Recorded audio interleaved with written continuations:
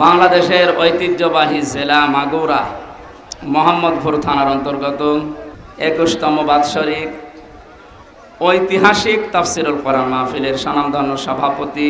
আমি আজকের তেলাওয়াতকৃত আয়াত সূরা মাআরিজ কয়েকটা আয়াত পড়েছি। আমার আলোচনার বিষয় হচ্ছে মুক্তিপণ। আমার বাবাকে যেমন মুক্তিপণ নিতে চেয়েছিল ১০ লাখ দেন, নয়তো ৫০টা মামলা দেব, এরকম মুক্তিপণ সামনে আসতেছে। কোরআনে কারীম জানাচ্ছে, ও বাংলার মানুষেরা কান খাড়া করে শোনো, ওয়ালা ইয়াসালু হামিমুন হামিমা ইউবাসসিরুনাহুম ইয়াওয়াদুল মুজরিমু লাউ ইয়াফতাদি মিন আযাবি ইয়াউমিযিন বিবানি। আল্লাহ পাক বলেন, কোন শহীদের পরিচয় দিতে চাইবে না, যদিও তাদেরকে সম্মুখে হাজির করা হবে, বন্ধুর পরিচয় দেবে না।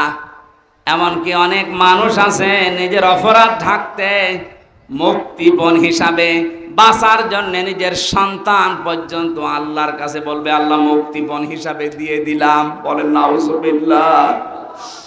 আয়াতটা পড়ার পরে আমার ছোট মেয়েটা, এই যে ফারিহা জান্নাতের সাথে আমি মিলিয়েছিলাম, আল্লাহ বললেন সন্তানও পর্যন্ত মানুষ দিতে চাইবে, অথচ আল্লাহ রসুলের পরে এই পৃথিবীতে সবচাইতে বেশি মহব্বত ভালোবাসা আমার এই ফারিহার উপরে। এত ভালোবাসা জেলখানায় থাকার পর ওর বেশি বেড়ে গেছে, কারণ ওরে আমি 1 বছর রেখে গিয়েছিলাম, এখন 4 বছর বয়স ওর।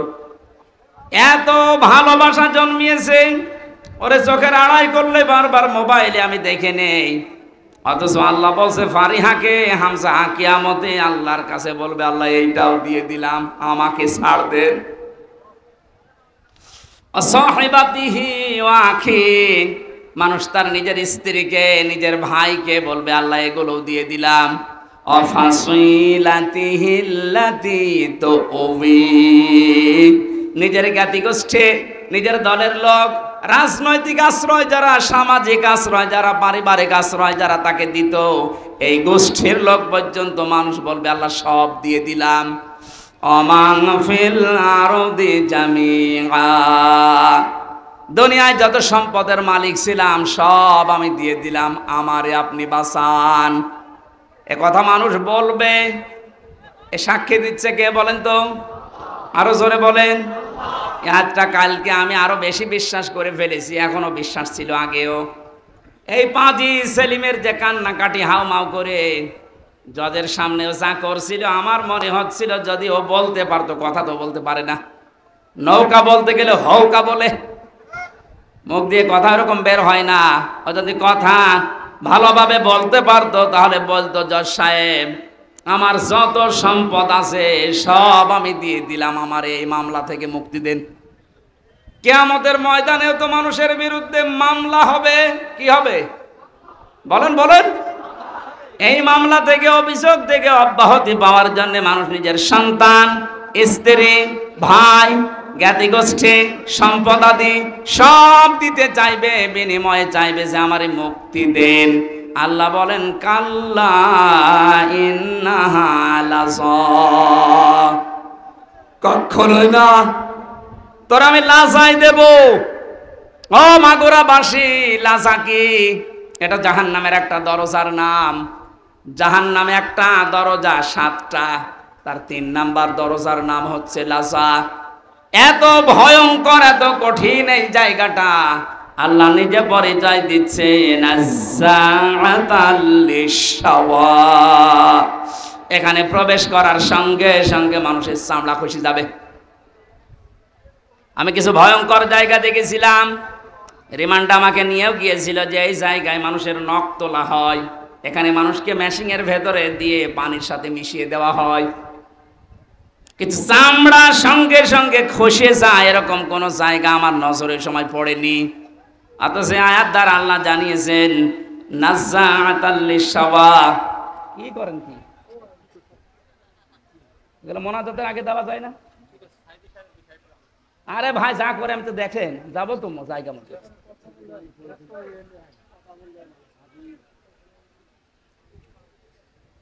নাজ্জাআতাল লিশাওয়া দিয়েছেন আল্লাহ। এ ঘরটা এমন ভয়ঙ্কর ভাবে আল্লাহ বানিয়েছেন, প্রবেশ করার সঙ্গে সঙ্গে আপনার চামড়াগুলো আগে খসে পড়ে যাবে। আল্লাহ পাক বলেন এ ঘর কাদেরকে ডাকবে জানো মাগুরাবাসী? তাদউ মান আদবারা ওয়া তাওয়াল্লা। এই লাজা নামে জাহান্নামের দরজা দিয়ে আল্লাহ তাদেরকে প্রবেশ করাবে, আর এই দরজা তাদেরকেই ডাকতে থাকবে যারা সত্যের আহ্বান শোনার পরে অহংকার করে ঘাড় ঘুরিয়ে এদবার করে চলে গেছে। আর বাংলাদেশে এই প্রকৃতির মানুষ বেশি। সত্যকে সত্য জানার পরে চোখে আঙ্গুল দিয়ে দেখানোর পরে অনেকে মানতে চায় না, বলেন না এ আমার দলের লোক না, এ আমার বাবার মুরিদ না, আমি মানি না। এরকম কথা দেশে আছে না নেই? তাহলে এ দেশের মানুষের জন্য লাসা নামক যে জাহান্নামের দরজা, এখানে প্রবেশ করার সম্ভাবনা বাংলাদেশে অনেক বেশি। যারা সত্যকে সত্য জানার পর অহংকার করে ঘাড় ঘুরিয়ে নেন, যারা এদবার করেন, যারা সম্পদ আদি জমা করে রাখে আর এগুলো সংরক্ষণ করা যায় কোন কায়দায়, সেই চিন্তা ভাবনায় মেতে থাকে। তাকান বাংলাদেশের দিকে, টাকা রাখার জায়গা হয়নি, বানিয়েছে বেগম পাড়া। ও মনে করেছিল এটা আমার সংরক্ষিত থাকবে, জমা করার পদ্ধতি দেখেছেন। একটা প্রকল্প চালু করেছে, 10 কোটি টাকা, 2 কোটি খরচ করে 8 কোটি খায়। একবারে তো হয় না, 4-5 বার করে ওইটা করে। যেখানে 10 কোটি টাকা হলে হয়ে যাওয়ার কথা, সেখানে 32 কোটি টাকা লাগায়। এভাবে টাকা পয়সা এমন ভাবে ওরা জমা করে, জায়গা পায় না তখন বাইরের দেশে রাখে, সুইস ব্যাংকে রেখে আসে। এই চরিত্র যাদের ছিল, এই মানুষগুলোকে লাজা ডাকবে। কি হয়েছে আপনার সম্পদ দিয়ে? কি হয়েছে আপনার সম্মান দিয়ে? এখন যে অপমান আল্লাহ আপনাকে করেছে, আপনার সম্পদ কাজে আসছে না, আরো সম্পদগুলো বিপদের কারণ হয়ে দাঁড়িয়েছে। এখান থেকে আমাদের শিক্ষা নেওয়া দরকার, সামনে যারা এই পৃথিবীতে আসবে তারা যেন ওই রকম চরিত্রের না হয়। কথা বলেন ঠিক কিনা?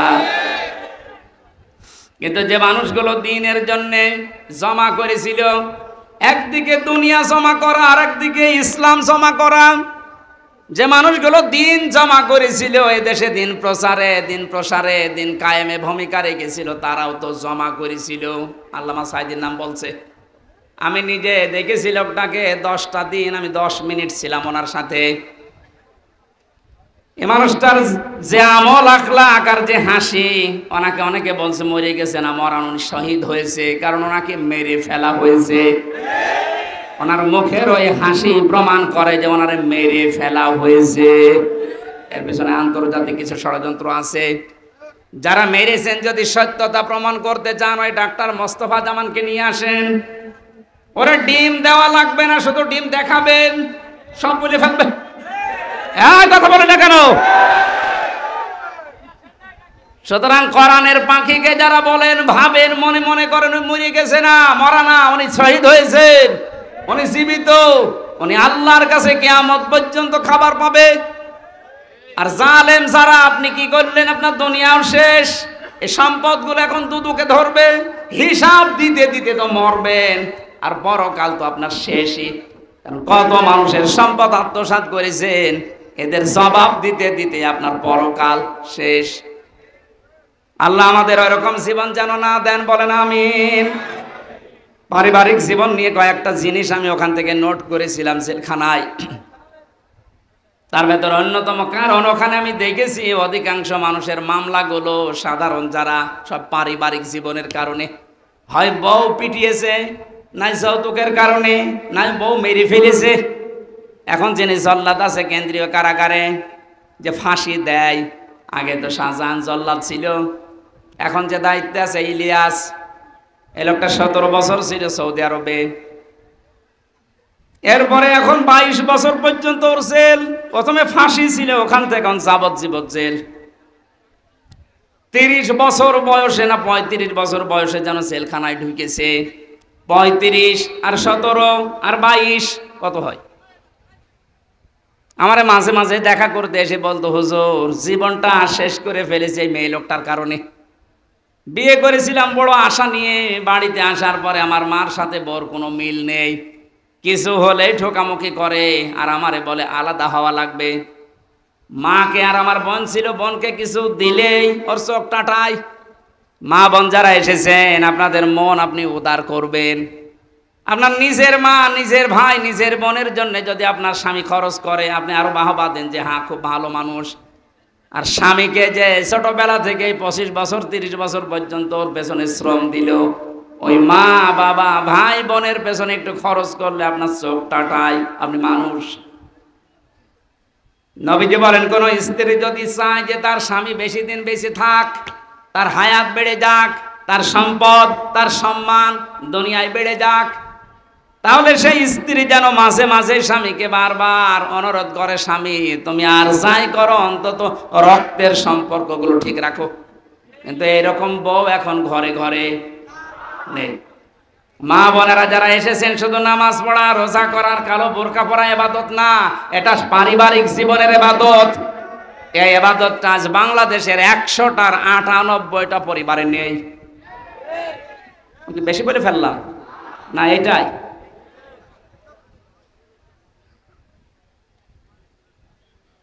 রাঙ্গামাটি গিয়েছিলাম 18 সালে, লংগদ থানায়। আসার সময় আমারে বলছে, হুজুর চলেন বৃদ্ধাশ্রম দেখে আসি। যে দেখি এক কলেজের প্রফেসর মায়ের পা ধরে কাঁদছে। ডাক দিয়ে বললাম, স্যার কি হয়েছে? আমাকে পরিচয় করিয়ে দিলেন যে এক কলেজের স্যার। মা তাকে ডাক দিচ্ছে, সন্তান আমি যখন মারা যাব তখন আমার মাথার উপরে ফ্যানটা তুই পাল্টিয়ে নতুন ফ্যান লাগিয়ে দিবি। ছেলেটা প্রশ্ন করছে, মা তুমি তো মরেই যাবা, তখন আবার ফ্যান কি হবে? মা বলে, বাবারে আজ 3 মাস আমি এখানে আছি, এ ফ্যানটা ঘোরে না। আমি কর্তৃপক্ষকে বলেছিলাম, যেহেতু তুই টাকা পয়সা দিস না, এই জন্য ওরা ফ্যানও লাগিয়ে দেয় না। আমার সাথে তুই যা করলি, আমার তো মন ডেকে বলছে তোর সন্তানও কিছুদিন পরে তোর এখানে রেখে যাবে।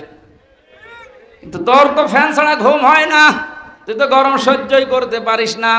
তোরে আগে থেকেই সাবধান করলাম, আমি মারা যাওয়ার পরেই তুই ফ্যানটা লাগাবি, নাই তো তুই কষ্ট পাবি। এই অবস্থায় দেখলাম ওর মা মরে গেল। হাউ মাউ করে কেঁদে বলছে, হুজুরে দোষ আমারে দেবেন না, একা এ দোষ আমার বোর। আমার দুইটা বাচ্চা আছে, সব সময় আমার পেছনে লেগে থাকে আমার স্ত্রী, যে এই বুড়িকে যদি বাড়ি রাখো তোমার ভাত আমি খাবো না। বাধ্য হয়ে আমি তালাকও দিতে পারি না আমার সন্তানের দিকে তাকিয়ে। শেষ পর্যন্ত মাকে আমি রেখে এসেছিলাম বৃদ্ধাশ্রমে। ছোটবেলায় আমার বাবা মারা গেছে, বহু কষ্ট স্বীকার করে আমাকে কলেজের প্রফেসর বানিয়েছিল আমার এই মা। কিন্তু স্ত্রীর ছোট মনের কারণে আমি আজকে তারেও বাড়িতে রাখতে পারি নাই। আজকে আদরে অনাদরে সেবা না পেয়ে শেষ পর্যন্ত মাটা আমার মারাই গেল। দুনিয়াতে নাম ধরে ডাকার মতো আমার আর কেউ নেই। মাগুরাবাসী মা বোন যারা এসেছেন, আপনাদের জন্য পারিবারিক জীবনের একটা কথাই বলছি, শুধুমাত্র ওই কলেজের প্রফেসর রাঙ্গামাটির উনি না, এখানে হাজারো মানুষ আমরা ঠিক ওই অবস্থায় পরিবারে আছি। মনটা একটু উদার করেন না কেন? একটু মনটা ছাড় দেন, কেউ তো থাকবেন না। 100 বছর পরে আমরা এখানে কেউ থাকবো না, নতুন মানুষ এই জায়গা চাষ করবে। কথা বলেন না কেন? সুতরাং আমরা যেন ধরা না খায় আখেরাতে, ওই রকম জীবন ওই রকম তৈরি করা দরকার আমাদের সবার। এই জন্য পারিবারিক জীবনে ওনার যা দেখলাম, এই ইলিয়াসের ওই লোকটার জীবন তো শেষ হয়ে গেল একটা মেয়ে লোকের কারণে। শেষ পর্যন্ত ঘ্যানর দেখে একদিন একটা থাপ্পড় দিয়েছিলাম, ও ছাতা গেছে মরে। এই কারণে আমার এখন যাবজ্জীবন জেল। বলেন তো, যে লোকটা 35 বছরে জেলে ঢুকেছে, 17 বছর সৌদি আরবে কাটিয়েছে, 22 বছর জেল খাটবে, ও বের হয়ে আর কি করবে? খুব বড় একটা না, সামান্য একটা পারিবারিক বিষয়ে। এইটা আমি নোট করেছিলাম জেলে বসে বসে, যে পারিবারিক জীবনের দাম্পত্য কলহ এবং এর সমাধান কি করা যায়। যেহেতু এইটা নিয়ে 100 জনের প্রায় 70 জন জেল খাটে। আমি লিখে এখন বাইরে এসে বই করেছি, ওইটা আপনার মেয়েকে বিয়ে দেওয়ার আগে পড়াবেন, বউকে পড়ান, ফুফুকে, নিজের মাকে, বোনকে, এদেরকে পড়াবেন। আমার মনে হয় পরিবারে আল্লাহ শান্তি ফিরিয়ে দেওয়ার কাজ ওখানে লিখে দিয়েছি। কোন জায়গায় আছে আমি জানি না, আমার গাড়ি আছে, সাদা গাড়ি, ড্রাইভারের কাছ থেকে নিয়ে যাবেন। অন্তত মেয়েকে আগে পড়ান আর বউকে। ইবাদত করতে হলে ইবাদতের মতো করা লাগবে। যেখানে আছেন যদি ওই অবস্থায় আপনার সিয়াম জীবন কেটে যায়, লাতার কাবন না তবাক নাং তবাক, হে নবী যেখানে আছেন ওখানে থাকলে হবে না, আপনাকে উপরে ওঠা লাগবে। এক স্তর থেকে আপনাকে আর এক স্তরে নিয়ে যেতে চাই। বাচ্চারা যখন জন্ম দেয় দেখবেন ছোটবেলায় এই জন্মগ্রহণ করা বাচ্চাগুলো মানুষ ডাক্তারের কাছে নিয়ে যায়। ডাক্তার প্রথমে ওজন দেয়। মনে করেন 1 বছর বয়স, ওর ওজন হয়েছে 3 কেজি। কত? 3 কেজি বা 5 কেজি। 1 বছরে ওর ওজন। এ 5 কেজির বাচ্চাকে আপনি 2 বছর পরে আবার নিয়ে গেলেন, ডাক্তার আবার ওজন দিচ্ছে 5 কেজি আছে। নাকি অসুস্থ না সুস্থ? বলেন বলেন। জন্মের পর থেকে আমরা মনে হয় এদেশে মুসলমান হয়ে, যেহেতু জন্মগ্রহণই করেছি মুসলমানের ঘরে, আর 96% মুসলমান এই দেশে আছে, এই কারণে এরকম অনুষ্ঠানগুলো আমরা অন্তত এদেশে আবহমান কাল থেকে চলে আসতেছি। আমরা কয়েকদিন আগে একটা জরিপ পেয়েছি, মক্কা থেকে মদিনায় ইসলাম যাওয়ার আগে মুহাম্মদ রাসূলুল্লাহর সাহাবী এবং নবীজির মামাতো ভাই এই বাংলাদেশে ইসলাম অলরেডি নিয়ে এসেছিলেন। এই বাংলাদেশ, ভারত, পাকিস্তান এই এলাকাতে একটা মসজিদের সন্ধান পাওয়া গেছে উত্তরাঞ্চলে। তার মাটি পরীক্ষা করে দেখা গেছে এই মসজিদটা 1473 বছর, আর এই 7 বছর কত হয়? 80 বছর। আপনি নবীজির জন্মের যে হিসাবটা আছে যদি হিসাব করে দেখেন, যারা গবেষণা করছে তারা বলছে যেই সময় এই মসজিদের এখানে প্রতিষ্ঠা, মৃত্তিকা গবেষণাগারের রিপোর্ট অনুযায়ী বিশ্ব নবী ওই সময়ও দুনিয়ায় 3 বছর বেঁচে ছিলেন। তার মানে নবীজি এই পৃথিবীতে জীবিত থাকতেই এই দেশে ইসলাম চলে এসেছে। কথা বুঝতেছেন? যেহেতু ইসলাম অনেক আগের শিকড় গেড়ে আছে এখানে, সেই হিসাবে বহুদিন থেকে কোরআনের আলোচনা ধারাবাহিকভাবে এখানে চলতেছে, চলবে ইলা ইয়াউমিল কিয়ামা। এখন এটা দেওয়ার সময়, এখন আমরা কখন খাবো এটা? মানুষ সে রংপুরের এলাকার মানুষ, রংপুরের এলাকার মানুষকে আমরা একটু উল্টা পাল্টা নামে ডাকি। আমরা খুলনা বিভাগের লোক, আমার বাড়ি এই পাশে কুষ্টিয়া। খুলনা বিভাগের যে 10টা জেলা, বাংলাদেশে যত জেলা আছে সবচেয়ে বেশি ভালোবাসি আমি এই 10টা জেলাকে, এরপরে বাইরের। তো ওই সমস্ত উত্তর অঞ্চলের এই রংপুর বিভাগের যে জেলাগুলো আছে, এই মানুষগুলো একটু সহজ সরল। যেটা রেকর্ড হচ্ছে ওদের আবার মন খারাপ হবে, মানে এমন সহজ সরল। গাড়িতে আপনি হরেন দেবেন, একটু সাইড দেবে তো তাকে আরো দেখে যে কে আসতেছে। আমি আসার পরে এনার কাছে বলেছিলাম যে একটা লবঙ্গ দিয়ে, কারণ সময় পাইনি খাবার খাওয়ার, একটা লবঙ্গ দিলে এখন নিয়ে এসে দিচ্ছে। এখন কখন খাবো? ঠিক আছে, তারপরেও যেতে এসেছে শুকরিয়া আপনাকে। দরকার হয় মাহফিল শেষ করে খাবো। এই জন্য আবহমান কাল থেকে যে নিয়ম নীতির সাথে আমরা অভ্যস্ত, তার ভেতরে আজকের এই অনুষ্ঠানটা অন্যতম। কথা বলে না কেন? এই 53 বছর স্বাধীন হওয়ার পর থেকে অন্তত আমরা এভাবে চলতেছি কোরআনের আলোচনা, এর আগেও এভাবে চলতেছে।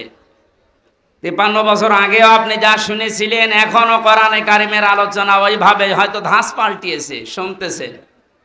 এর আগেও আপনার ওজন ছিল ওই 5 কেজি, 53 বছর পরে এখনো আপনার ওজন 5 কেজি। আপনি কি সুস্থ না অসুস্থ? অন্তর্বর্তীকালীন সরকারের প্রধান উপদেষ্টা যিনি, ডক্টর মোহাম্মদ ইউনূস, উনি যেই দিন চেয়ারে বসেন ওই দিনের পরেই ঘোষণা দিয়েছেন, বাংলাদেশে অন্যান্য ধর্মের অনুষ্ঠান যেভাবে চলে, মুসলমানদের কোরআনের আলোচনা চলতে কারো প্রয়োজন, অনুমতি নেওয়ার প্রয়োজন নেই। এই তাকবীর দেওয়ার কি হলো? কথা বোঝেন? ওনার অনেক মতের সাথে আমার মতের মিল নেই, কিন্তু এই বিষয়টা এত ভালো লেগেছে, দোয়া করছি আল্লাহ এই কথাটার কারণে তার জীবনটা তুমি পরিচ্ছন্ন করে দাও। স্বাধীন এবং পরাধীন শুধু নাম শুনতাম, বাস্তবে 15-16 বছরে আমরা যে অবস্থার সম্মুখীন হয়েছিলাম, একটা স্বাধীন জাতি দাবি করতাম চেতনা নিয়ে, অথচ আমরা ছিলাম পুরা পরাধীন। এ কথা বলেন না কেন? আপনাদের বানানো সংবিধান অনুযায়ী হলেও তো আমার বাড়ি কুষ্টিয়া, এখানে এসে কোরআনের দাওয়াত দেওয়া, সংবিধান অনুযায়ী কথা বলা আমার অধিকার ছিল না? যারা দিল না ওরা কি শুধু আমারে বাধা দিয়েছে না কোরআনকে? ডাইরেক্ট ইনডাইরেক্ট যদি কেউ কোরআনে বাধা দেয়, আল্লাহ কি করেন তার বাস্তব প্রমাণ 5 তারিখ থেকে আজকের এই 4 তারিখ পর্যন্ত। কে যেন একটা গান বানিয়েছে দেখলাম, কোথায় না আমি ওটা আর বললাম না, কোথায় সে কাওয়া কাকু, কোথায় গরম গরম কথা। এ জেলায়ও যারা এরকম উল্টাপাল্টা ক্ষমতার গরম দেখিয়ে কোরআনের আলোচনাগুলো বন্ধ করে দিতেন, নির্দ্বিধায় ফতোয়া দেওয়া যায় আপনি কাফের। এটা তো আমি বানালাম। হ্যাঁ, অকাল আল্লাযীনা কাফারু লা তাসমাউ লিহাদাল কুরআন আলগাউ ফীহি লাআল্লাকুম তাগলিবুন। আল্লাহ পাক বলেন কাফেরেরা সিদ্ধান্ত নিয়েছিল এইটা যে সব চলতে দাও, বাধা দিও না, কিন্তু কোরআনে বাধা দাও। এই সিদ্ধান্ত কাদের? আরো জোরে বলেন। 96% মুসলমান আমরা এদেশে বাস করি। বাকি অন্যান্য জাতি যারা আছে তাদের ধর্মীয় অনুষ্ঠানগুলোতে বাধা দেওয়া দূরের কথা, আমরা দেখেছি আরো সাহায্য করা হতো। মুসলমানদের ভেতরেও যারা ইসলামকে ভিন্ন খাতে প্রবাহিত করার জন্য চেষ্টা চালিয়েছে বিভিন্ন নাম নিয়ে, তাদের অনুষ্ঠানগুলোতেও কোনো বাধা আমি দেখিনি। বিশেষ করে পীর নামে, পীরতন্ত্রের নামে যে ইসলাম প্রচার করা হয়েছে এই দেশে, একটা বানানো ইসলাম, যেমন তাহেরি ভাই করেছিল, নজিবুল বশর ময়েজ ভণ্ডারি করেছিল, আবু সুফিয়ান আল কাদরি ভাই করেছিল। এ সমস্ত জায়গাতে আমি নিজে দেখেছি বাধা তো নেই। পাশেই 5 কিলোমিটার দূরে তাফসির মাহফিল, বাধা তো দিয়েছে, গ্রেফতারও করেছে। কোরআনের আয়াত অনুযায়ী বোঝা যাচ্ছে কোরআন যারা বাধা দেয় কোরআন প্রসারে কায়েমে, এরা কাফের। কারণ এই সিদ্ধান্তটা মুসলমানদের না, এই সিদ্ধান্ত কাফেরদের। কাদের বলেন তো? এখানে একটা মাসলা বলছে, কেউ যদি কাফেরকে কাফের মনে না করে সেও কাফের। জেলখানায় আমি 3টা বছরের ভেতরে সবচাইতে বেশি এই কথাটা মাওলানা মামুনুল হকের কাছে শুনেছি। উনি মাঝে মাঝে বলতেন, হামজা যদি বাইরে যেতে পারি কোনো কাফেরের জানাজায় যাব না, কবরেও যাব না। বলতাম ভাই আপনি এই বিষয়টা নিয়ে তো বেশি কথা বলেন, দেখো কোরআনে কারিমে আল্লাহ জানিয়েছেন ওয়ালা তুসাল্লি আলা আহাদিম মিনহুম মাতা আবাদা ওয়ালা তাকুম আলা কবরি ইলা আখির আয়াত। সূরা তাওবার 84 নম্বর আয়াতের প্রথম অংশে আছে আল্লাহ পাক বলেন, হে নবী এরা মারা গেলে এদের কবরের পাশে দাঁড়ানো দূরের কথা, এদের জানাজার নামাজ পড়া দূরের কথা, আপনি এর পাশ দিয়েও যাবেন না।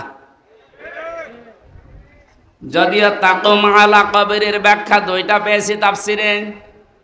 কাফেরের কবরের পাশ দিয়েও হেঁটে যাবেন না এবং কবরের পাশে দাঁড়াবেনও না, কারণ জায়গাটা গজবের। কিসের? কাফেরকে যেখানে মাটিতে রাখা হয় ওই জায়গাটা গজবের হয়ে যায়। এর প্রমাণ আবু জেহেলের কবর। বদরের ময়দান দেখতে গিয়েছিলাম, যিনি আমার সাথে ছিল ওই দেশের আমারে বলছে, এই যে বিশাল কবরস্থান এটা সাহাবীদের, 14 জন সাহাবী শহীদ হয়েছিল, এখানে সবাই আছে। পাশেই বিশাল খেজুর বাগান, এই পাশে একটা গর্তের মতো কুয়ার মতো দেখালো যে এই জায়গায় 14 জন কাফেরকে, 70 জন কাফেরকে এক জায়গায় মাটি দেওয়া। আমার বলছে হুজুর এটা শয়তানের কবর। শয়তান মানে আবু জেহেলের। ওরে তারা আদর করে এভাবে মাটি দেয়নি, ওরা উদ্দু করে দিয়েছে। যে কথাগুলো আমাকে জানিয়েছে তার ভেতরে দুইটা গুরুত্বপূর্ণ। এক নম্বরে বলে, হুজুর এখানে কিন্তু বহু পানি আসে, যে পাশে যে কুয়া, গ্যালন গ্যালন পানি উঠতেছে এখান থেকে। আশ্চর্যের বিষয়, এখানে পানি আসার পরও কোনো গাছ আজ পর্যন্ত জন্মায় না। পাশেই দেখেন খেজুর বাগান, কি তরুতাজা খেজুর ধরিস। আপনার কি মনে হয় ওকে আল্লাহ আপেল খাওয়াচ্ছে? হ্যাঁ, আর কবরে আল্লাহ আগুন লাগিয়েছে, এত হট এত গরম, এর জন্য ওখানে কিছু জন্মই নেয় না, জায়গাটা গজবের জায়গা হয়ে গেছে। কাবা শরীফ তাওয়াফ করার পরে উপর দিয়ে ঘুরছিলাম, হঠাৎ দেখি আমার পেটে ব্যথা করছে। এক পুলিশকে ডাক দিয়ে বললাম, ভাই এতক্ষণ তো ভালোই ছিলাম, এখন আমার পেটে ব্যথা করছে, কি করব? আমরা বলছে, ইয়া হাজি উল হজ্জা তাই না বিলা দোকান। ও হাজি, দেশ কোথায়? জি তুমি বাংলাদেশ। বাংলাদেশ থেকে এসেছি। ওর ভাষা দিয়ে আমারে বলছে, ও হাজি সাহেব আপনি জানেন না এটা কোন জায়গা? না তো। আবু জাহেলের বাড়ি। আপনি এখনো পায়খানা না করে দাঁড়িয়ে আছেন, তাড়াতাড়ি যান। সত্যি কথা বলছি, কাজ সেরে এসে দেখি আমার পেটের ব্যথা ভালো হয়ে গেছে। আল্লাহ আমাকে জানাতে চেয়েছে, হামজা ওই সময় 4.5 লাখ করে টাকা লাগতো, এত টাকা খরচ করে সেই দেশ থেকে আসলে এখানে আরে শয়তানের মুখে পায়খানা না করে চলে যাবা, তাড়াতাড়ি করো। এত ঘৃণিত, এত নিকৃষ্ট, এত অপমানজনক জায়গা, এই জায়গাকে আল্লাহ তুলনা দিয়েছে ইন্টারন্যাশনাল পায়খানা। এখন এ কথা বলেন না কেন? আমি 3টা কারণ পেয়েছি। 1 নম্বরে আবু জেহেল ছিল জুলুমকারী, জালেম। ও যে বহু এতিমের সম্পদ জুলুম করে আত্মসাৎ করে ফাঁকি দিয়ে খেয়েছে, তার জীবনী পড়লে পাবেন। 2 নম্বরে ছিল স্বৈরাচার। 3 নম্বরে মানুষটা পৃথিবীর সবচাইতে শ্রেষ্ঠ মানুষ মুহাম্মদুর রাসূলুল্লাহকে কষ্ট দিয়েছে। এই 3টা কারণ পড়েছি আমি তাফসিরে। কোরআনে কারীম জানিয়েছে, ওয়াল্লাযীনা ইয়াউযুনা রাসূলাল্লাহি লাহুম আযাবুন আলীম। সূরা তাওবার 60 নম্বর আয়াতের শেষের দিকে আছে, আল্লাহ পাক বলেন যে মানুষগুলো দুনিয়াতে আমার রসুলকে কষ্ট দিচ্ছে, দেবে। ইউযুনা না দিয়ে আল্লাহ আযা দিতে পারতেন, মাঝের সিগা দিলে অর্থ হয়ে যেত, কিন্তু আল্লাহ ইউযুনা দিলেন কেন? বর্তমান, ভবিষ্যৎ, প্রেজেন্ট, ফিউচার, 2টা কাল নিয়ে শব্দটা গঠন করা। তাফসিরে কাবীর আল্লামা ফখরুদ্দিন রাজি রহমতুল্লাহ আলাইহি ব্যাখ্যায় লিখেছেন, এই এরপরও কথা বলেন কোন কারণে? এদিকে তাকান। মুফাসসির বলেন আল্লাহ পাক ইউযুনা দেওয়ার পেছনে 7টা কারণ লিখেছে। আমি সবগুলো না বললেও একটা বলছি। তিনি যেহেতু কিয়ামত পর্যন্ত থাকবেন না, থাকবেন, উনি তো দুনিয়া থেকে বিদায় নিয়েছে, তাহলে ইউযুনা দেওয়ার কারণ কি? প্রথম কারণ লিখেছে, কিয়ামত পর্যন্ত রাসূলুল্লাহ থাকবে না, কিন্তু রাসূলুল্লাহর ওয়ারিসরা থাকবে। বিশ্বনবীকে কষ্ট দিলে যেমন আযাবুন আলীম এ ঘোষণা আছে, নবীর ওয়ারিসদেরকে কেউ যদি কষ্ট দেয়, মাস্ট বি আল্লাহ ওই রকম আযাবই কিয়ামত পর্যন্ত পাঠাতেই থাকবে।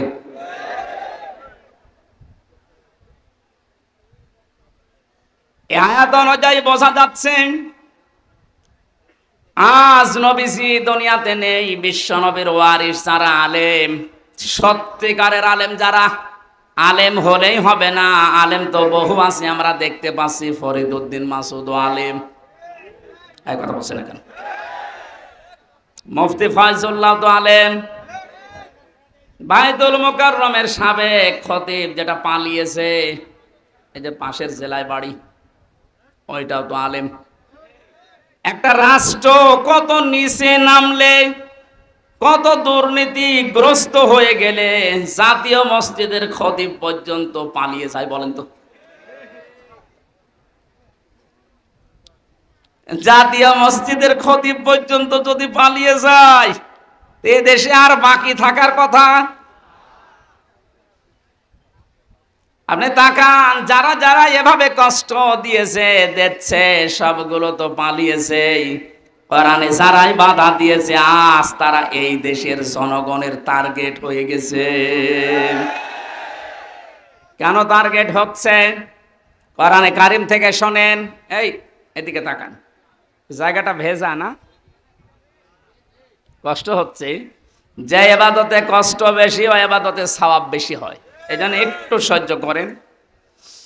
সূরা আলে ইমরান 4 নাম্বার পারা 12 নাম্বার পৃষ্ঠার 9 নাম্বার 7 নাম্বার লাইনের 178 নাম্বার আয়াত। এটা রব্বুল আলামিন বলেন, ওয়ালা ইয়াহসাবান্নাল্লাযীনা কাফারু আন্নামা নুমলি লাহুম খায়রুল লিআনফুসিহিম ইন্নামা নুমলি লাহুম লিয়াজদাদু ইসমা ওয়া লাহুম আযাবুম মুহিন। আমি আয়াতটা পড়লাম, তাফসীরের সাথে মিলালাম, দেখলাম না বাস্তবতায় খাপের খাপ মুনতাজের বাপ মিলে যাচ্ছে। আল্লাহ পাক বলেন, হে নবী, কাফেরেরা ধারণা করে তাদের যে ক্ষমতা, তাদের যে অর্থ সম্পদ, বিত্ত বৈভব দেওয়া হয়েছে, এগুলো মনে হয় তাদেরকে কল্যাণের জন্য ভালোবেসে আল্লাহ দিয়েছে। আপনি কখনো এটা মনে করবেন না কাফেরদেরকে আমি যা দিয়েছি একটাও মঙ্গলের জন্য না। এ ক্ষমতার চেয়ারে বসিয়ে এদেরকে দিয়ে জুলুম করায়, অত্যাচার করায় এই কারণে, কারণ যেন ওদের পাপের বোঝা পরিপূর্ণ হয়ে যায়। এদেশের জালেমদের অবস্থার দিকে তাকান তো, পাপের বোঝা পরিপূর্ণ হওয়ার পরে আল্লাহ কিন্তু ধরেছে। এই 15-16 বছর বহু মহারথী চেষ্টা করেছিল জালেমদের বিপক্ষে, এক চুলও নড়াতে পারে নাই। আপনি কি মনে করছেন বিডিআর হত্যায় কারো কোনো হাত ছিল না? সব এখন বের হচ্ছে। এখন যিনি স্বরাষ্ট্র মন্ত্রণালয়ের দায়িত্বে আছে আজকে ঘোষণা দিয়েছে সব আমি বের করব। এটা তার ফেরেশতা এসে ঘটায়নি। আমি 3 বছর জেলে থাকা অবস্থায় বহু বিডিআর কি পেয়েছি। এই মানুষগুলোর কথা শুনলেই যত কঠিন হৃদয়ের মানুষও মন নরম হয়ে যাবে, অথচ জালেমদের মন নরম হয়নি।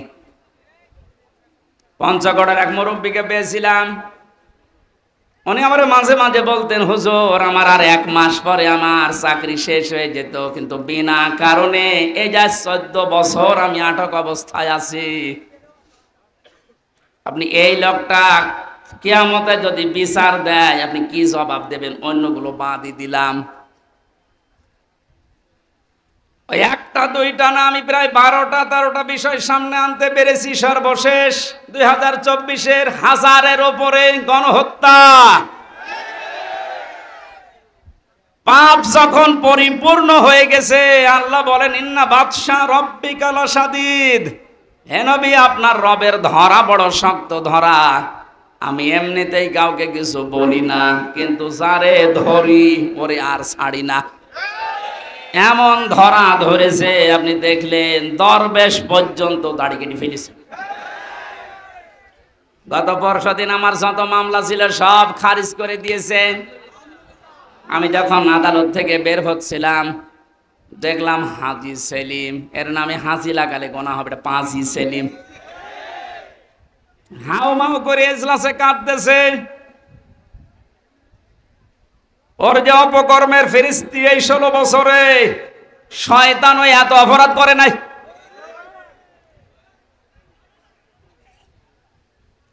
এমন ধরা আল্লাহ ধরেছে, অপমান কারে বলে আয়াতের শেষে ছিল আলাহুম আযাবুম মুহিন। আল্লাহ পাক বলেন আমি তাদেরকে অপমানজনক শাস্তি দেব, যেটার বাস্তব প্রমাণ কালামানিক। এরকম অপমান মনে হয় ফেরাউনও হয়নি। ফেরাউন ডুবে মরে গেছে, কিন্তু ওর বিসি হলে এর বিসি পর্যন্ত শেষ। আর কি হারাবেন আপনি? আর মানে বিসি না উড়ে গোড়া থেকে উড়ে গেলে ভালো হইতো। যতগুলো অপমান আমরা দেখতে পেলেন, এই যে হারুন আঙ্কেল 3 ইঞ্চি, এই লোকটা অপমান হওয়ার পেছনে আমি যতটুকু দেখেছি, আমার সাথে ওই ছোট হুজুরটা ছিল প্রথমে 2 মাস, ওই যে মাদানি রফিকুল ইসলাম মাদানি মাওলানা আমারে বলছিল, হামজা ভাই, ভাই বলে এই জন্য কারণ ওর বয়স আমার বয়স সেম সেম, দেখতে ছোট কিন্তু বয়স আছে। এখন তোর বয়স 30 আর আমার 32। আমারে বলছে, হামজা ভাই আমারে রিমান্ডের নামে নিয়ে গেল আমার হাতের ছিলে, রাত 12:30টা 1টার দিকে 2 পাশে ব্লক করে পুরা উলঙ্গ করেছে। আমারে এক টুকরা কাপড় আমার শরীরে নেই, হাফ প্যান্ট ছিল ওইটাও খুলে নিয়েছে। আমার হাতে একটা সিগারেট ধরিয়ে দিয়েছে, পাশে একটা অর্ধ উলঙ্গ মহিলা কোত্থেকে নিয়ে এসে দাঁড় করিয়ে ছবি তুলছে, বলছে এটা সকালে ছড়িয়ে দেব, মানুষ বুঝবে যে হুজুর কত খারাপ। আমার বলছে, হুজুর আমার এত অসহায় মনে হচ্ছিল নিজেকে, চোখের পানি ফেলে কাঁদলাম, ডাক দিয়ে বললাম, মাবুদ তোমার কোরআন আমি 100% বিশ্বাস করি, তুমি যা দেখলে, তুমি যা দেখলে, যা শুনলে আমি তো জানি, আমি কিচ্ছু জানি না বিষয়, আমাকে যে প্রশ্নগুলো করে এর সাথে আমি ন্যূনতম জড়িত না। সন্ত্রাস বিরোধী আইনে মামলা দিয়েছে উল্টাপাল্টা করে। এক এসআইকে ডাক দিয়ে বললাম, ভাই আমার সাথে আপনারা যা করছেন, রাস্তা তো ব্লক করা, কেউ আসতে পারে না, হারুন স্যার কি জানে? ওই এসআই বলছে, হারুন স্যার জানে না মানে উনি তো করাচ্ছে। আকাশের দিকে মুখ দিয়ে বললাম, মাবুদ তোমার আরশের দিকে আমি মুখ করে, আমি ছোট হই কিন্তু আমি একজন আলেম, আমি এখন মজলুম। আর নবীজি জানিয়েছেন মজলুমের দোয়া আর আল্লাহর ভেতরে কোনো পর্দা থাকে না। এই বাস্তবতা এবং বিশ্বাস নিয়ে তোমার কাছে বলছি, আল্লাহ জীবনে তোমার কাছে যদি কিছুই কবুল না হয়, তবে এই কথাটা তুমি একটু শোনো, আমাকে যেভাবে অপমান করেছে যার নির্দেশে, তাকে তুমি কিছু দেখিও। আল্লাহ দেখিয়েছেন।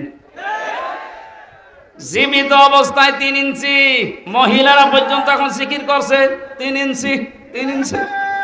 আর কত নিচে নামাবে বলেন? এ তো গেল 3 ইঞ্চির হিসাব। আমার মনে হয় এই যে চেহারা এখনো লুকিয়ে আছে, যদি রাস্তাঘাটে জনগণ পার পিটিয়ে মেরে ফেলবে। এই জালেমকে যদি কেউ সাহায্য করে, কথা দিয়ে, সমর্থন দিয়ে, সাপোর্ট দিয়ে, সে আল্লাহর নবীর দল থেকে খারিজ হয়ে কাফের হয়ে যায়। কত বড় ভয়ঙ্কর কথা, তিরমিজি শরীফের হাদিস। কেউ যদি জালেমকে সাহায্য করে, সহযোগিতা করে, কথা দিয়ে, সাপোর্ট দিয়ে, যেভাবেই হোক, যদি জালেমকে কেউ সহযোগিতা করে, নবীজি জানিয়েছেন সে আমার উম্মত থাকে না। বাংলার মুসলমানেরা নবীর উম্মতের বাইরে যারা, তারা কি?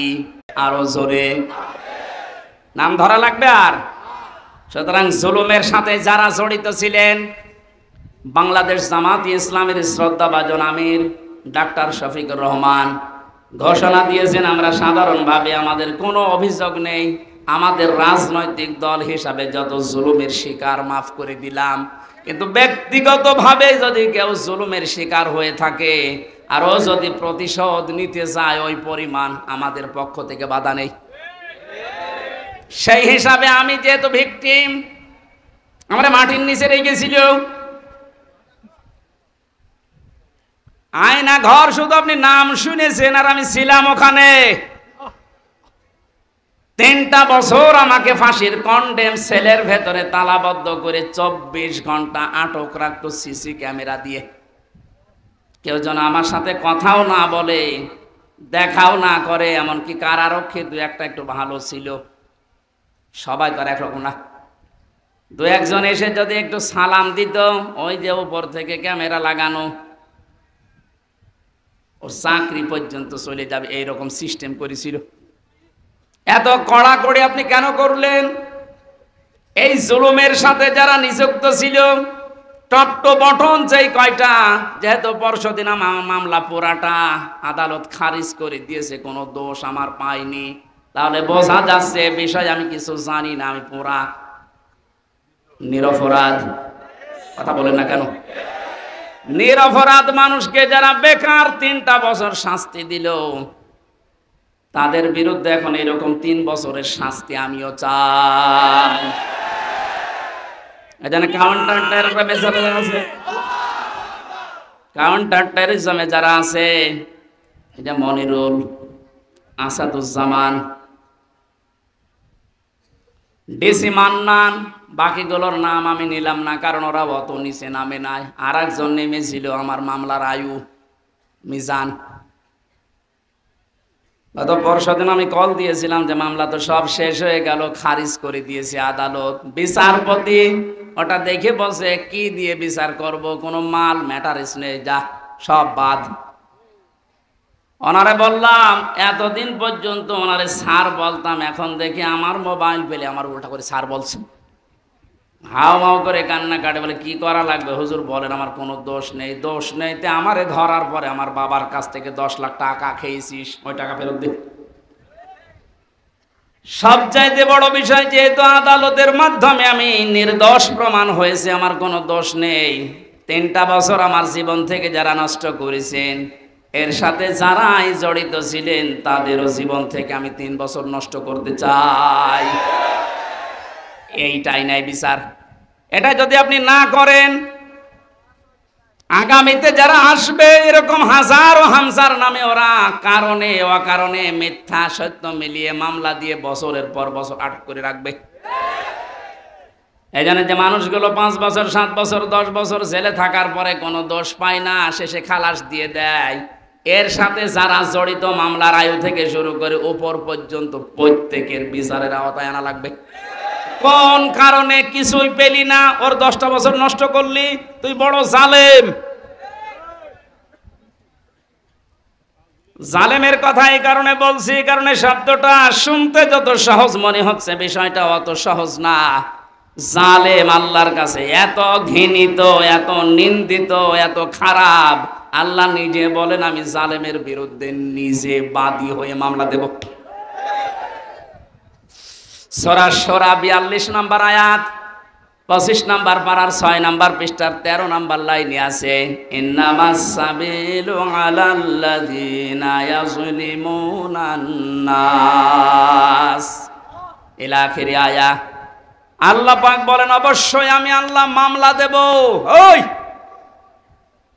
আল্লাহ নিজে মামলা দায়ের করবে, নিজে কেস করবে, নিজে অভিযোগ দায়ের করবে ওই সমস্ত মানুষদের বিরুদ্ধে, ইয়াজলিমুনান নাস, যারা মানুষ হয়ে মানুষের উপরে জুলুম করেছেন।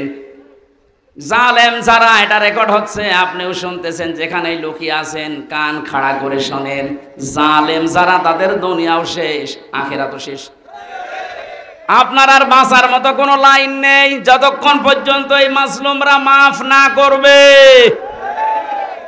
আর আমার তো যতটুকু বাস্তবতায় ধারণা আমি দেখেছি, বাংলাদেশের 18 কোটি মানুষও যদি আপনাকে মাফ করে দেয়, আয়না ঘরের সাথে যারা জড়িত ছিলেন, ব্যারিস্টার আরমানের বউ আপনাকে মাফ করবে না।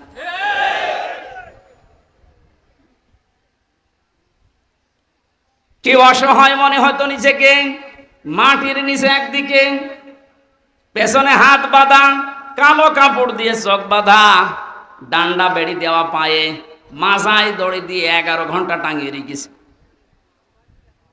তাও যদি একটা অপরাধ করতাম মেনে নিতে পারতাম, কিচ্ছু জানি না ওই বিষয়ে। কোন পাগল কোন ছাগল নাকি সে সিরাজগঞ্জ থেকে গেছে সংসদ ভাঙবে একটা কাঁচি নিয়ে, তারে পুলিশে ধরেছে, এই এখানে কে? সংসদ ভেঙে ফেলবো। কাঁচি দিয়ে সংসদ ভাঙা যায়? বম মারলে ওড়ে না, আর তুমি কাঁচি নিয়ে এসেছো। ও নাকি বলেছে যে আমি হুজুরের ওয়াজ শুনে উদ্বুদ্ধ হয়ে সংসদ ভাঙতে এসেছি। কোন হুজুর? আমি রামজা, ধরে নিয়ে আয়। এই যে আমার অপরাধ। আমি বারবার বলার চেষ্টা করেছি 164-এ ম্যাজিস্ট্রেটের কাছে, স্যার আমার ওয়াজ আপনার মোবাইলও আছে, আপনি দেখেন তো আমি কোন ওয়াজ করলাম যে আমার ওয়াজ শুনে উদ্বুদ্ধ হয়ে সংসদ ভাঙতে গেল। বলে আমার হাত বাঁধা, কিছু করার নেই। বিচার ব্যবস্থা কোথায় নামিয়েছেন আপনি? এই ব্যবস্থার কারণে হাজার হাজার মানুষের জীবন নষ্ট করেছেন, দুনিয়া থেকে পর্যন্ত বিদায় করে দিয়েছেন। হাজী সেলিমের যে টর্চার সেল পুরান ঢাকায়, ওখানে নাকি মাটির নিচে যেখানে অত্যাচার করতো ওখানে অনেক হাড় গোড় পাওয়া যাচ্ছে, তার মানে অনেক মানুষের মৃতদেহ আছে। আর শয়তান কালকে দেখলাম কাঁদতেছে এজলাসে, আমি কিছু জানি না মানে ওরা ডিম দেওয়া দরকার। জালেমদের কোনো ছাড় নেই, যারা এই জালেমদের সহযোগী ছিল একটাকেও যেন ক্ষমা করা না হয়।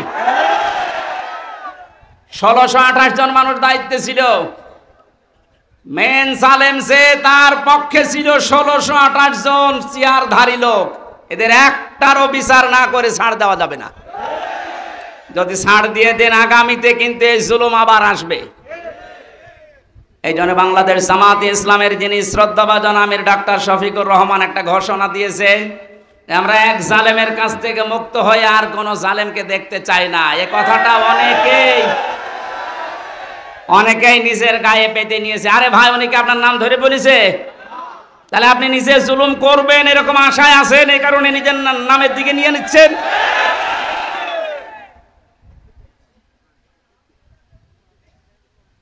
জীবিত ওলি দেখেননি জীবনে, মরা ওলি দেখেছেন। বিভিন্ন গাছতলায় আস্তানায় শুয়ে আছে মরা ওলি মনে করে। জীবিত ওলি যদি কেউ বাংলাদেশে দেখতে চান, কোন দরবারে যাওয়ার দরকার নেই, ডাক্তার শফিকুর রহমানের দিকে তাকাবেন, ওটা টাটকা জিন্দা ওলি। আমি নিজে সাক্ষী দিচ্ছি, তার যে ইবাদতের মাত্রা, তার যে ইখলাস, দ্বীনের জন্য যে কোরবানি এবং আল্লাহর প্রতি তার যে তাওয়াক্কুল কোন পর্যায়ের, আপনারে মাথায় ধরবে না। আমি 4 দিন তার সাথে ছিলাম, দেখেছি আল্লাহ মানুষকে এরকম ধৈর্য দেয়। তার ছেলেটা ওই সময় জেলখানায়, তার বউ অসুস্থ, তার দলের লোক হাজার হাজার লক্ষ লক্ষ পালিয়ে বেড়াচ্ছে, অধিকাংশ জেলখানায়, সব কিছু তাদের শেষ 15 বছরে, অথচ লোকটার ভেতরে কোনো টেনশন, কোনো চিন্তার কোনো ছাপ নেই। এত কষ্ট করে জেলখানায় থেকে হাজিরা দিয়ে যখন আদালত থেকে আসতো, বলতাম স্যার একটু ঘুমিয়ে নেন। এই যে 12-13 ঘন্টা 15 ঘন্টা পর্যন্ত এত কষ্ট করে এসে কিছুক্ষণ তেলাওয়াত, কিছুক্ষণ জিকির, কিছুক্ষণ দরুদ শরীফ পড়ে কয়েক ঘন্টা ঘুমিয়ে, এরপরে দেখতাম তাহাজ্জুদের নামাজে যতটুকু পারে পড়ে, এরপরে উনি যে সেজদায় পড়ে যেত 30 মিনিট, 40 মিনিট, 50 মিনিট, 1 ঘন্টা, 1.5 ঘন্টা একটা সেজদায় কাঁদতে কাঁদতে, মুরব্বী মানুষ, চোখের ভুরু পর্যন্ত পাকা, দাড়ি পাকা, ভিজে ভিজে পানি পড়ছে সেজদায়। আপনি ওলি দেখতে চান, অধিকাংশ গুলো ফজরের নামাজ পড়ে না। আর এই লোকটার তাওয়াক্কুল আর কষ্ট শিকার দেখেছেন কোন পর্যায়ের। একদিন বলেছিলাম যে স্যার, এখানে দুষ্ট কিছু মানুষ আছে, তারা মোবাইল নিয়ে এসে দেয় চুরি করে। এটা রেকর্ড হচ্ছে তো, এই জন্য গোপন কথা বলা যাচ্ছে না। ভেতরে আবার ঝামেলা বেড়ে যাবে না, ওখানে সব ধরনের সিস্টেম করে। মানুষ কি করবে এখন, অসহায় তারা। বললাম যে আপনারা আমি ওইভাবে একটা ছোট মোবাইল নিয়ে এসে একটু বাড়িতে খোঁজ নেন। আমারে বলছে হামজা কার খোঁজ নেব? কেন? আপনার ছেলে, আপনার বউ অসুস্থ, আপনার দলের লোক সব পালিয়ে বেড়াচ্ছে। আমারে যে কথা শুনিয়েছে আমার জীবন ভরে গেছে। আমারে বলছে হামজা, ধরা পড়ার সময় আমি নিজেই প্রস্তুতি নিয়েছিলাম, 24 ঘন্টায় আমি প্রস্তুতি নিয়ে থাকি কখন ওরা আমারে ধরে নিয়ে যাবে। ধরে যখন নিয়ে এসেছে, আসার সময় আমি সব আমার আল্লাহর কুদরতি হাতে দিয়ে এসেছি। এই কঠিন পরিস্থিতিতে এই কথা মুখ দিয়ে বের হওয়া অত সহজ না, আপনি যত সহজ ভাবতেছেন। কোরআনে কারীম জানিয়েছে, ইন্নাল্লাযীনা ক্বালু রাব্বুনাল্লাহ সুম্মা ইসতাকামু তাতানাজ্জালু আলাইহিমুল মালাইকা আল্লা তাখাফু ওয়া লা তাহজানু। আল্লাহ পাক বলেন, যারা এই কথা বলতে পারে আমার রব আল্লাহ, আর কথা বলার পরে সিঁড়িয়ে ছটিয়ে পড়ে না, টিকে থাকে, ইস্তেকামাত পয়দা করে দাঁড়িয়ে থাকে কথার উপরে, আল্লাহ তাদের পুরস্কার হিসাবে বিপদে আপদে ফেরেশতা নাযিল করে হলেও সাহায্য করে। ফেরেশতারা এসে কি বলে? আল্লাহ তাখাফু ওয়ালা তাহজানু, কোনো ভয় নেই, কোনো টেনশন নেই। এই যে কিসের ভয়, কিসের টেনশন? এ কঠিন বিপদে পড়ার কারণে হয়তো মানুষের মনের ভেতরে ধারণা আসতে পারে, এই ভয় তৈরি হতে পারে যে আমার ছেলেটাও জেলখানায় বিনা কারণে, আমার স্ত্রী ওদিকে হাসপাতালের বেডে মৃত্যুর সাথে লড়ছে, আমার দলের হাজার সহকর্মী তারা পালিয়ে বেড়াচ্ছে, জেলখানায় তারা ভর্তি, কি হবে এদের? আল্লাহ বলেন ফেরেশতাকে দিয়ে আমি যেন ওর কানের কাছে মুখ নিয়ে বলাই, বল কোনো ভয় নেই, কোনো চিন্তা নেই, সবগুলো আল্লাহ দেখবে। বাস্তবে আয়াতটা আমি ওনার সাথে 100 ভাগ মিলাতে পেরেছি। অথচ কোনো আলেমকে পর্যন্ত দেখেছি হাউমাউ করে কাঁদতো বাইরের পরিবেশের কথা চিন্তা করে। উনিও তো মানুষ, কান্নাকাটি তো বাইরের পরিবেশের জন্য দূরের কথা, চিন্তার কোনো ছাপও এই চেহারার ভেতরে আমি পাইনি। কোরআনের সাথে যে লোকটার জীবন মিলে যায়, হাদিসের পাতার সাথে যার জীবন মিলে যায়, সে ওলি। এক কথা বলুন। এই জন্য জালেম যারা, তাদের দুনিয়া শেষ। আখেরাতে তো আপনি আল্লাহর মামলার আসামি হয়ে বসে আছেন। যিনি বিচার করবেন, যিনি রায় দেবেন, তিনি যদি মামলার বাদী হয়, কে দাঁড়াবে আপনার পক্ষে? এজন্য আপনার আখেরাত শেষ। দুনিয়া শেষ কেন বলছি? কারণ জালেমদের বিরুদ্ধে যখন মজলুম কিছু বলে, ওটা সঙ্গে সঙ্গে আল্লাহর কাছে পৌঁছিয়ে যায়, কোনো পর্দা থাকে না। আজ অনেকেই সুর তুলছে যে জালেমরা যা করেছে মাফ করে দেন না। জালেমদের মাফ করলেও আল্লাহ মাফ করবে না। আল্লাহু লা ইয়াহদিল কওমাস জালিমিন, বহু জায়গায় আল্লাহ জানিয়েছেন ইয়াহদি, এটা মোজারে। যারা গ্রামার বসে জিজ্ঞাসা করেন বর্তমান, ভবিষ্যৎ, প্রেজেন্ট, ফিউচার, আল্লাহ বলেন জালেমদেরকে আমি পথ দেখাই না, হেদায়েত দেই না, দেবও না। আল্লাহ বলছেন আমি দিচ্ছি না, দেব না, আমি দোয়া করে করব কি? এই জন্য জালেম যারা সব যখন শেষ করেই ফেলেছেন, গর্তের ভেতরে লুকিয়েও আপনি ছাড় পাবেন না, কারণ আপনাকে আল্লাহ অপমান করবেই। এদেশে যারা বাধা দিয়েছিলেন তারা কয় আজকে আসেন তো বাধা দিতে, আসেন আজকে আসেন, আপনাকে আমি ওয়েলকাম জানাচ্ছি। কোথায় লুকিয়ে আছে সে? শেখর না শিখর? এদিকে আসেন, আজকে মাইক কেড়ে নেন তো দেখি কোন মায়ের দুধ খেয়েছেন আপনি, আসেন। আমি চ্যালেঞ্জ দিচ্ছি, এই বাংলাদেশে সামনে দিন আসতেছে, কোরআনের দিন, সামনের দিন আসতেছে, হাদিসের দিন। আগস্ট মাসের 5 তারিখের আগের জরিপ ছিল আমার কাছে, এদেশের 100 জনের মাত্র 15 থেকে 16 জন মানুষ চাইতো যে কোরআন দিয়ে, ইসলাম দিয়ে এই বাংলাদেশটা চলুক। কয়জন?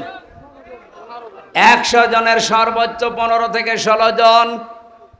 অথচ 5 তারিখের পরে আজকে 4, এই 30 দিনে, গতকালকের রাতের 12:30টার রিপোর্ট পেয়েছি এই দেশে, তাও যে সে রিপোর্ট করে নাই, নির্ভরযোগ্য রিপোর্ট এটা।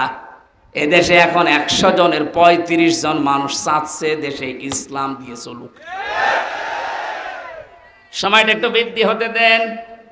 100/51 মানুষ যখন চাইবে যে দেশে ইসলাম দিয়ে চলুক, কোন মহারথী আর বাধা দিয়ে পার পাবে না। এই জন্য এখন আমাদের খুব সতর্ক, ছোটখাটো কোনো বিষয় নিয়ে যেন ঝামেলায় না জড়াই। আমার এক ওস্তাদ বলছিলেন, একটা হোস্টেলে 100 ছেলে থাকে, খাবার সকালে নাস্তা দেওয়া হয়, রুটি পাউরুটি, রুটি আর কলা। এর ভেতরে কিছু মানুষ সুর তুলেছে, আমরা সকালবেলায় নাস্তা আর খাবো না, নাস্তার মেনু পাল্টাতে হবে। হোস্টেলে যিনি দায়িত্বে আছে ডাক দিয়ে বলছে ঠিক আছে আমি পাল্টাবো, তবে কে কোনটা বেশি খেতে চায়, যে বেশি হবে ওই দিকে আমি রায় দেব। ভোটের সিস্টেম করেছে, রায় যখন এসেছে 20 জন চাই ওই আগেরটাই কলা পাউরুটি, 18 জন চাই খিচুড়ি, 15 জন চাই রোল। এভাবে ভাগ করতে করতে দেখা গেল 20-এর সংখ্যা আগে যা ছিল। এবার আপনি বলেন তো 20 বাদ দিলে 100-র ভেতরে থাকে কত? আরো জোরে। 80 জন যদি সব একমত হতো, এ নাস্তার মেনু পাল্টানো সহজ ছিল না কঠিন ছিল? বাস্তবটা এখন আমাদের সামনে। এদেশে নাস্তিক, মোরতাদ, রাম, বাম, এই ইনু নুনু, এ মেনন আর কালামানিক বেশি না। এরা যা চাচ্ছে, এরা খুব মিলে হলেও 20 জন হবে। আর আমরা যারা টুপিওয়ালা, আমরা 80 জনের উপরে। ওই 15 জন, 18 জন, 16 জন গুলো না করে আমরা যদি সব এক হতে পারি, নাস্তার মেনু এতদিন যা চলছে এটা পাল্টানো সম্ভব। কারণ এই 53 বছরে বাবা চালিয়েছে, আমরা দেখেছি। আমি দেখি না, মুরব্বীরা দেখেছে, কারণ আমার তো 32। স্বামী চালিয়েছিল, আমি দেখি নাই, মুরব্বীরা দেখেছে। চাচা চালিয়েছিল, সকালে এক কথা বলতো, বিকেলে আর এক কথা। সেও দেখলাম 9 বছর। ববু চালিয়েছিল বিভিন্ন কায়দায়, ভাবিও চালিয়েছিল। এক কথা বলেন এখানে, সবারটাই দেখেছি। এখন শুধু বাকি আছে এ কোরআন দিয়ে সংসদ চললে কেমন দেখা যায়।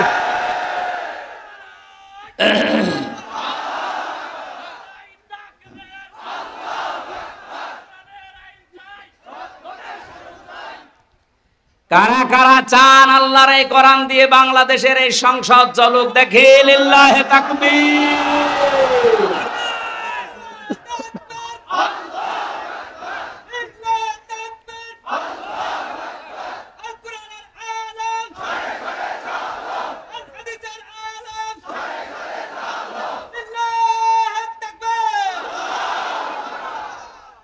এই জন্য আমরা 80 জন যেহেতু আছি, আমরা যেন এই মত পার্থক্য ছোটখাটো বিষয় নিয়ে, কেউ 15 জন, কেউ 16 জন, কেউ 18 জন, তাহলে কিন্তু ওই 20 যা এসেছে ওইটাই থেকে যাবে। হ্যাঁ, কথা বলেন না কেন? আমরা আর কোনো ছোটখাটো বিষয় নিয়ে মত পার্থক্য করতে চাই না। আমাদের এক যে কোরআন দিয়ে সংসদ চলবে, সেই আসুক। এটা অনেক জালেমরা তো বুঝেছিল, পালিয়েছে। অনেক মুনাফিক এখন অনেকে মুনাফিকি করছে, বুঝতেছে, এই জন্য সুর তুলছে, না এভাবে আর চলতে দেব না, তাড়াতাড়ি তাড়াতাড়ি। কিসের তাড়াতাড়ি? আপনি কি স্বাধীন করে দিয়ে গেলেন? যারা স্বাধীন করেছে তারা যা বলবে তাদের ওটা অনুযায়ী দেশ চলবে। এতে যদি 3 মাস হয়, 3 বছর হয়, 6 বছর হয়, 10 বছর হয়, হোক, কোনো অসুবিধা নেই।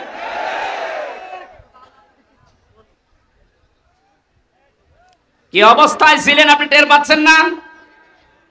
কয়েকদিন আগে বাংলাদেশ জামাত ইসলামী কুষ্টিয়া জেলা শাখার উদ্যোগে 500 আলেমকে ডাক দিয়েছিল, সব ঘরনার। 3.5 ঘন্টা আলোচনা হয়েছে, কোনো বাধা নেই। যে যার মতো কোরআন হাদিস দিয়ে বলেছে। আপনি বলেন তো, আগস্টের 5 তারিখের আগে 500 না 5 জন আলেম এক জায়গায় হলে টিকে থাকতে পারতো? কোথায় ছিলেন আর কোথায় এসেছেন? মুনাফিকি করা বাদ দেন। জীবন যারা দিয়ে গেল, আজ ওদের বিরুদ্ধে অনেকে ফতোয়া তুলছে। বৈষম্য বিরোধী ছাত্র আন্দোলনে যারা শহীদ হয়েছে, এরা নাকি শহীদ না, বুক পেতে আত্মহত্যা করেছে। শয়তানি করার জায়গা পাচ্ছ না? শহীদ যারা, এদেরকে যদি কেউ মুখ দিয়ে বলে যে না এরা শহীদ হয়নি, এটা পুরা কোরআনের বিরুদ্ধের কথা। সূরা বাকারা 154 নম্বর আয়াত, আলা তাকুলু লিমান ইউকতালু ফি সাবিলিল্লাহি আমওয়াত বাল আহইয়াউ ওয়ালাকিন লা তাশউরুন। সূরা বাকারার 154 নম্বর আয়াতে আছে, হে নবী, মুখ দিয়ে কোনো দিন এই কথা যেন কেউ না বলে যারা মারা গেছে, না ওরা শহীদ হয়েছে, ওরা মারা গেছে, কথা বলবেন না। কারণ যারা শহীদ হয় ওরা জীবিত, কিন্তু তোমরা টের পাও না। তাই মানুষ যেহেতু মুখের পরে অন্তরে ধারণা করতে পারে, আল্লাহ ধারণার উপরেও নোটিশ দিয়েছে, ওই আলা তাহসাবান্নাল্লাযীনা কুতিলু ফি সাবিলিল্লাহি আমওয়াতা বাল আহইয়াউন ইনদা রাব্বিহিম ইরযাকুন। সূরা আলে ইমরান 169 নম্বর আয়াত। আল্লাহ পাক বলেন, মুখে তো বলবি না, ধারণাও করবি না যে যারা শহীদ হয়েছে ওরা মরে গেছে, না, ধারণাও করা জায়েজ নেই, হারাম। কেন? বালা হইয়া ওরা জীবিত। ওরা কি? আরো জোরে বলেন, ইনদা রাব্বিহিম ইউরযাকুন, তারা আল্লাহর কাছে রিজিক পাচ্ছে। আমি কয়েকদিন আগে গিয়েছিলাম শহীদ আবু সাঈদ রংপুরের কবর জিয়ারতে এবং বাড়ি দেখতে। ওর বাবা এসে আসার পরে জিজ্ঞাসা করলাম, ছেলে মেয়ে কয়টা? 6টা ছেলে, এটাই ছোট ছিল। ও ছোটবেলা থেকেই প্রতিবাদী, অন্যায় দেখলে কিছু নেই হাতে, তারপরও প্রতিবাদ করত। এত বড় জুলুমের বিরুদ্ধে প্রতিবাদ করার জন্য যেটা হাতে নিয়েছিল, কোনো অস্ত্র ছিল? কি ছিল? একটা গাছের ডাল। আরে কালা মানিক বলছে না, ওর হাতে অস্ত্র ছিল। ডাল যদি অস্ত্র হয়, তুমি যে কলা পাতায় শুয়েছিল এটা অস্ত্র?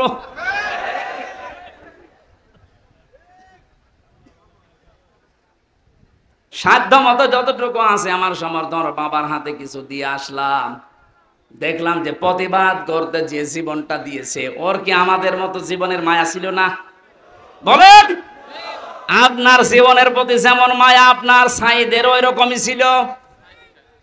সাইদ না, সাইদ আবু সাইদ রংপুরের, যেভাবে বুকটা পেতে দিয়েছে দেখেছেন। আল্লাহ যেহেতু জানিয়েছে শহীদরা আমি আল্লাহর কাছে খাবার খাই, আর খাবার খেলে রক্ত গোশত চর্বি তৈরি হয় না, কিয়ামতে সাইদ যখন উঠবে ঠিক ওইভাবেই উঠবে। আল্লাহ জিজ্ঞাসা করবে, তোর বুকে এতগুলো গুলি, রক্তের দাগ, ও কিন্তু জবাব দিতে পারবে রব্বুল আলামিন জালেমের জুলুমের সামনে কিছুই পাইনি, জীবনটা দিয়ে দিয়েছি। এইটা নিয়ে এখনো পর্যন্ত ফতোয়াবাজি করছেন আপনি। কোনদিনে কথা মনে মনে ভাববেন না, বলবেন তো নাই। বৈষম্য যখন দূর করার জন্য আন্দোলন হয়েছে, আমরা চাই যে সংস্কার যখন আরম্ভ হয়ে গেছে, এদেশের যত রকমের জঞ্জাল আছে সব জায়গায় যেন অতি দ্রুত সংস্কার করা হয়। মাঝে মাঝে দেখি কিছু কিছু ইস্যু তৈরি করে অমক ঘেরাও করো, অমক জায়গা চালাও, অমক জায়গা ধরো। কেন? 15 বছর কোথায় ছিলেন আপনি? আনসারের নাম নিয়ে যারা আজ নেমেছে, 42,000 আনসার নিয়োগ হয়েছে ক বছরে, তার 32,000 হচ্ছে গোপালগঞ্জের, আর বাকি 63টা জেলা। আমরা কি ঘাস কাটছি? তার মানে বোঝা গেছে সব আপনাদের বানানো। হিন্দুদের দিয়ে আপনারা চালাতে চেয়েছিলেন বিশৃঙ্খলা তৈরি করে পৃথিবীর মানুষকে দেখাতে, হালে পানি নেয়নি। কারণ এই দেশে সংখ্যালঘু সংখ্যাগুরু বলে কিচ্ছু নেই, এগুলো সব ওই জালেমদের বানানো। ডাক্তার শফিকুর রহমান ঘোষণা দিয়েছে বাংলাদেশে কোনো সংখ্যালঘু সংখ্যাগুরু নেই। এদেশে যে জন্ম নিয়েছে সেই এই দেশের বৈধ নাগরিক। কিসের সংখ্যালঘু, কিসের সংখ্যাগুরু? এই কথা বলে জালেমরা ওদের মন থেকে এই দেশের ইসলামপন্থী মানুষদের ঘৃণা জন্মিয়েছে। ওদের দিয়ে যখন শুরু করেছিল হালে পানি নেয়নি, তারপরে শুরু করেছে আনসার দিয়ে। আরে ভাই, পুলিশ দিয়ে যদি দেশটা চলতে পারে, আনসার ছাড়া চলবে এক আর দুই। যদিও আমি পুলিশ প্রশাসনে যারা আছে তারা এখন সবাই খারাপ না, কয়েকটা লোকের জন্য আজ এই বিভাগের উপরে মানুষের যে রাগ। আমার নিচতলায় ভাড়া ছিল এক পুলিশ, 5 তারিখের পর থেকে কোথায় যে গেছে আল্লাহ জানে আর ও জানে। ওখানে 14 জন মারা গেছে আমার বাড়ির সামনে। পুলিশ এইভাবে অস্ত্র ঠেকিয়ে মেরেছে। এজন্য মানুষের এত রাগ, থানা পদ পুড়িয়েই দিয়েছে। জানিয়েছে যদি ওই সাহেব আলী নামে যে দারোগাটা, ওরে যদি পাই, ও যেমন গুলি করে করে মেরেছে, ওরে আমরা পিটিয়ে একেবারে আনারের মতো 14 টুকরা 15 টুকরা। ভয়তে আজও পালিয়েছে, কালও পালিয়েছে। কিন্তু আমার বাড়িতে যে ছিল, ও ছিল রাস্তার পুলিশ, ওই ট্রাফিক পুলিশ, কিন্তু ওই ভয়ে পালিয়েছে। এই প্রশাসনের এর উপরে এখনো পর্যন্ত আমাদের যাদের ক্ষোভ, সবার জন্য না, যেই কয়েকজনের নির্দেশে এই গণহত্যা হয়েছে, এদের কারণে এই বিভাগটা নষ্ট হয়ে গেছে। মানুষ এদের উপর আস্থা আনতে কিছু সময় লাগবে, কিন্তু যারা এর জন্য দায়ী, আমরা এই টপ টু বটন যেই কয়েকজন এদের শাস্তি দাবি করছি। এরা বহু মানুষের বুক খালি করেছে, এদের জন্য আয়না ঘরে হাজার হাজার মানুষের হাড় পাওয়া যাচ্ছে। আপনার বিবেক জীবনও সায় দেবে না যদি আয়না ঘরের দৃশ্য দেখেন। একটা মানুষ এত শক্ত হতে পারে। আমার সাথে যে আলেমটা ছিল মুফতি ফখরুল ইসলাম, মানে মাঝে মাঝে রাতের বেলা দেখতাম কেঁপে উঠছে। কি ভাই কি হয়েছে? বলছে ভাই আমার ওই আয়না ঘরের কথা মনে হয় মাঝে মাঝে। এই পায়ের নিচ দিয়ে হাত দিয়ে সামনে যে রড ঝোলানো আছে রডের সাথে দিয়ে হ্যান্ডকাপ দিয়ে লাগিয়ে রাখতো, 1-2 ঘন্টা না, দিনের পর দিন, মাসের পর মাস। আমার মাঝে মাঝে মনে হতো আল্লাহ এই দুনিয়াতে মনে হয় সবচাইতে বড় নিয়ামত যে একটু শুয়ে থাকা। এটা যে কত বড় নিয়ামত আমি ওই ঘরে থেকে বুঝতে পেরেছি। টয়লেট করার জন্য মানুষ মাত্র 1.5 মিনিট সময় দিত, খাবার খেতে দিত কয়েক মিনিট, তাও খাবার নাকি মনে হচ্ছে কে মাখিয়ে দিয়েছে। অর্ধেক পচা অর্ধেক ভালো 4-5টা তরকারি একসাথে দিয়ে এক বাটির ভেতরে, খেলে খান না খেলে যান। তাও যদি একটু নরম হয়তো যে ভাই এখন নামাজের সময়টা একটু বলেন, কখন নামাজের সময় আমরা তো জানি না, কারণ এখানে রাত দিন বোঝা যায় না। মাঝে মাঝে এমন লোক দায়িত্বে পড়তো, কিসের নামাজ, নামাজ পড়ে কি পাও, আল্লাহরও ভুল ধরতো। যেই কয়জন মানুষের দ্বারা আজ পুলিশ প্রশাসনের সবার উপরে মানুষের রাগ ঝাল অনেকে মিটাচ্ছে, এই কয়জন মানুষের শাস্তি আমরা দাবি করছি, সবার না। এখন অনেক কনস্টেবল, অনেক এএসআই লাইভ করে বলছে আমাদের জীবনটা নষ্ট হয়ে গেছে এই কয়েকটা শুকরের বাচ্চার কারণে। যাদের নাম বলছে আজকের লাইভ দেখলাম, বেনজিরের নাম বলছে, এই আব্দুল্লাহ মামুনের নাম বলছে, বাকি শহীদ বলছে ধরা পড়েছে, 8 দিনের রিমান্ড দিয়েছে। আমার মনে হয় আমার সাথে রিমান্ডে যে আচরণ করেছে ওর সাথেও করা হোক। এদের নির্দেশে হাজার হাজার মানুষ, 1000-এর উপরে মানুষ বাংলাদেশে মারা গেছে এই 14 তারিখ 5 তারিখের আগ পর্যন্ত। আপনি টের পাচ্ছেন কোথায়?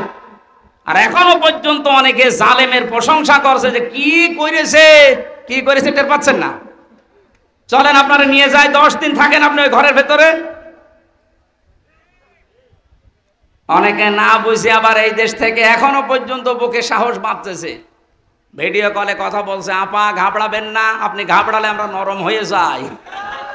আপনি আবারও শক্ত হতে চাচ্ছেন? ইনোরে যেভাবে কিক মেরেছে, আপনি যদি এখনো শক্ত হতে চান আপনার ভাগ্যে ওই রকম কিক আছে না। জালেমরা আর মাথা উঁচুকে দাঁড়াতে পারবে না এই দেশে, কারণ কোরআনের ঘোষণা হচ্ছে জালেমরা অতি শীঘ্রই তাদের জুলুমের জন্য কাঁদবে। কালকে আমি হাউমাউ করে কাঁদতে দেখলাম পাঁচি সেলিমকে। এই জন্য কোনো মানুষ জুলুম করবেন না, খুব মারাত্মক অপরাধ এটা। এর চাইতে বড় অপরাধ আর দুনিয়ায় নেই। তার দুনিয়াও শেষ, আখিরাতও শেষ।